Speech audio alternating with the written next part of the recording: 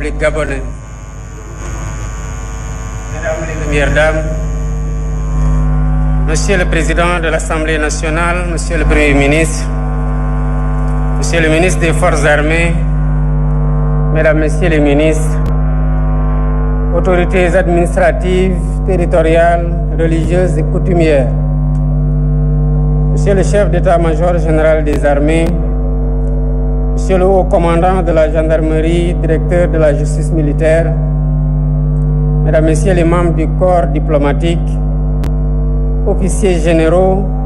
officiers supérieurs, officiers, sous-officiers, militaires du rang, Mesdames, Messieurs, chers compatriotes, nous venons de célébrer avec brio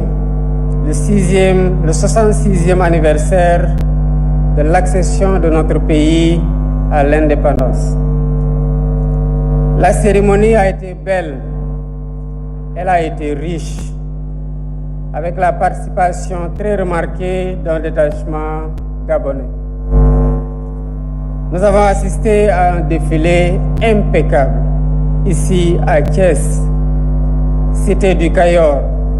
symbole de dignité et du refus de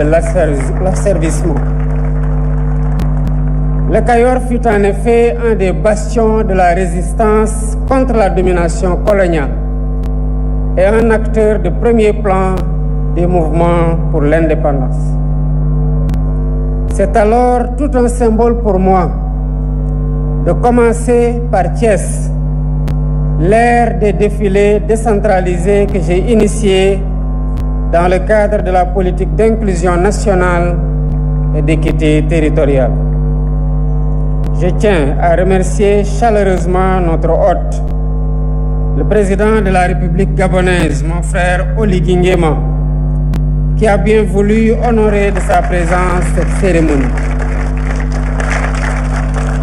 Monsieur le Président, nous sommes particulièrement ravis de votre participation à cette fête en qualité d'invité d'honneur. Le choix sur vous traduit la qualité exceptionnelle des relations d'amitié cordiale et de coopération conviviale entre le Sénégal et le Gabon. Je sais aussi votre attachement personnel au Sénégal, que vous connaissez bien. Vous êtes chez vous. Sachez que c'est le même lien d'attachement réciproque qui unit les peuples frères sénégalais et gabonais. Soyez aussi assurés, chers amis, de ma volonté constante d'œuvrer avec vous au renforcement de ces liens privilégiés. Mesdames, Messieurs, la célébration de la fête nationale est un moment de concorde nationale, d'introspection et d'engagement commun renforcé dans la cohésion. Un Sénégal souverain, respecté et prospère. Aujourd'hui, nous avons assisté encore à une belle communion entre militaires, paramilitaires et civils, dans un contexte de défilé décentralisé, ce qui témoigne de la vitalité du concept armée-nation que nos forces de défense et de sécurité ont constamment en bandoulière. Chères forces de défense et de sécurité, vous êtes conscients que servir la patrie ne se limite pas seulement à la défense du territoire. C'est aussi contribuer à la réalisation de grands projets de l'État et à l'organisation d'événements majeurs dans notre pays. À travers le thème de cette édition, les forces de défense et de sécurité, partenaires des Jeux Olympiques Dakar 2026, vous perpétuez une tradition si chère à vos devanciers et à la nation tout entière. Je salue votre mobilisation en perspective de ces Jeux. Elle est totale et rassurante, avec un dispositif de sécurisation complète des différents sites retenus, afin de garantir la sérénité de cet événement historique en terre africaine du Sénégal. Nous serons prêts à accueillir la famille de l'olympisme, le monde du sport en général, ainsi que tous les visiteurs à cette occasion. Ils seront traités avec hospitalité, avec humanisme, dans la pure tradition de la teranga sénégalaise. Monsieur le ministre des Forces armées, à travers vous, j'exprime mon entière satisfaction à toutes les forces de défense et de sécurité pour la parfaite organisation de ce défilé.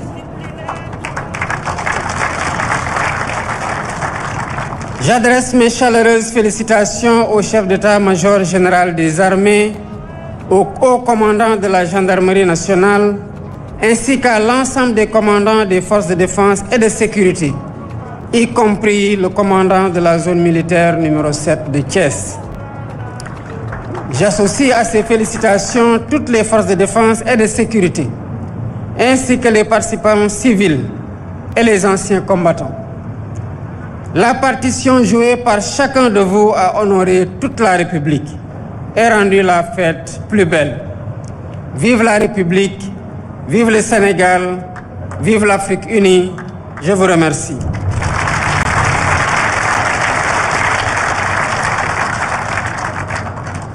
mbokki Sénégal ak gan yi fi ñëw bokk ak ñun suñu feet gii tey gis nañu tey fii ci Thiès ci juróom benn fukkeel ak juróom benn bés bu ñuy feete suñu indépendance nationale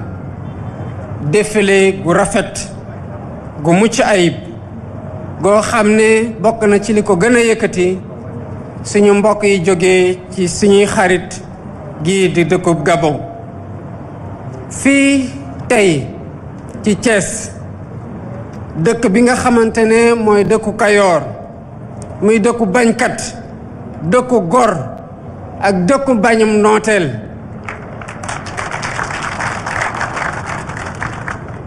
ku wax Kayoor xam ne bokk na ci foo xam ne fii la ñu njëkk a bañ nooteel fii bokk na ci cité yoo xam ne fippu yàgg na fi ci bañ ñu teg leen loo xamante ne tegul ci yoon bokk nañu tamit ci li sooke indépendance gii ci Sénégal ak fépp ci réew yi ci Afrique kon tey bés la goo xam ne bés gu am solo la ci li ñu door yóbbu défilé yi ci feneen fu dul Dakar te ñu def ko ngir fu ne ci biir Sénégal sénégalais yëg ne que état bàyyi na leen xel nguur gi bàyyi na leen xel te jox na ñépp seen cër may sant di gërëm bu baax sama xarit di président république gabonaise Oligui Nguema mu ñëw teewe ji bés bii tey gën ko màggal monsieur le président sa teewaay gi fii lu dal suñu xel ci liy jëmal kanam suñu mbokkoo ak suñu xaritoo waaye suñu mbokkoo gi diggante Sénégal ak Gabon ni ñu la tànnee nii nag du loo xamante ne dañ ko tàndus dafa loo xam ne dañ ko lal ci xaroote gu yàgg ci jëflante gu yàgg ci diggante Sénégal ak Gabon xam nañu tamit ni nga fonkee Sénégal ndax liggéey nga fi fu yàgg wane sa cofeel ci réew mi ak ci waa réew mi kon xam nga fii bu baax yaa ngi sa dëkk xamal na tamit ponk goog nga am ci Sénégal waa Gabon am ko ci Sénégal moom laa am ci Gabon waa Sénégal am ko ci Gabon mbokk yi ku wax fête de l'indépendance wax bésu booloo bés tamit ci xoolaat lu ñu jot a dox ci ay jéego ci bu ñu moomee suñu bopp ba tey waaye tamit xool yan tànk lañu war a teg ngir fu ñu bëgg a jëmale suñu réew maanaam mu gën a moom boppam ñu jox ko cëram ba mu mat sëkk te tamit naataange am fi tey jii tey gis nañu ne que ñii di force de défense et de sécurité yi bokk nañu ak civil yi muy gën a màndargal li ñuy wax concept nation armée maanaam jëflante guy yàgg te di wéy ci diggante l'armée gi ak askan wi mbokk force de défense et de sécurité yi xam naa ne yéen yëg ngeen ne que nii ngeen engagé wu sous les couleurs et les drapeaux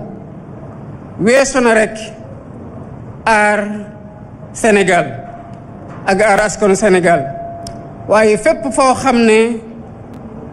nguuru Sénégal ngi fay wéyal ay projet yu mag wala ñuy organiser ay événement yu am solo yéen a ngi ci taxawaay gu mat sëkk. thème gii nga xamante ne moom la ñu jàpp ren muy force de défense et de sécurité partenaire des Jeux olympiques de la jeunesse day wone que taxaw ngeen tem ngir li seen wàll ci teraanga gii ñu defal Afrique defal ko Sénégal ñuy dalal ci bu njëkk ndaje gu mag googu taxawaay goog ngeen am yéen a ngi ci tànk ñi leen jiitu ci ñu yàggee mobiliser seen bopp ci taxawaay Sénégal bu baax. kon seen mobilisation bi jëmale ko ci Jeux olympiques de la jeunesse lu may rafetlu la lu dal xel la te xam naa tamit jumtuwaay yi ngeen jël matuwaay yi ngeen jël ngir kaaraange gi mat sëkk fépp foo xam ne ay nit dinañ fa am compétition ci cadre Jeux olympiques de la jeunesse. pare nañu fii ci Sénégal ngir dalal njaboot olympisme waaye tamit ñëpp ñoo xam ne ñu ngi yëngatu ci biir sport ak ñii ñëw seetaan si ak ñii ñëw pour visiter Sénégal ci jamono jooju. fas yéene ko def nag ci teraanga gu ñu xamee Sénégal fas yéene ko jëmale ci gan yi bu mu mat sëkk ndax loolu mooy suñu cosaan. kon ci jaarale ko ci foofu maa ngi wax force de défense et de sécurité yépp tey kontaan naa ci yéen bu baax ci ni ngeen taxawee bés bi ci seen défilé goo xam ne défilé gu mucc ayib la. di féliciter bu baax nag jaarale ko ci ministre des forces armées le chef d'état-major général des armées di amiral d'escadre Omar Wade ak haut commandant de la gendarmerie nationale le général de division Martin Faye ak commandant yépp waaye tamit rawatina le commandant de la zone militaire numéro 7 bu ñu dalal fii ci Thiès. boole naa tamit ci félicitation yooyu force de défense et de sécurité yépp ñépp ñi nga xamante ne participé nañ ci défilé bi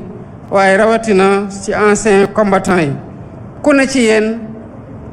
taxawaay gi ñu doon xaar ci moom matal ko sëkk te loolu tamit mooy dëgg-dëgg li taaral bés bi. kon yàlla nañu yàlla may ñu teewaat ko at yu bari gën a defaat ay défilé yu gën a mucc ayib asalaamaaleykum wa rahmatullah. Voilà donc le président Bassirou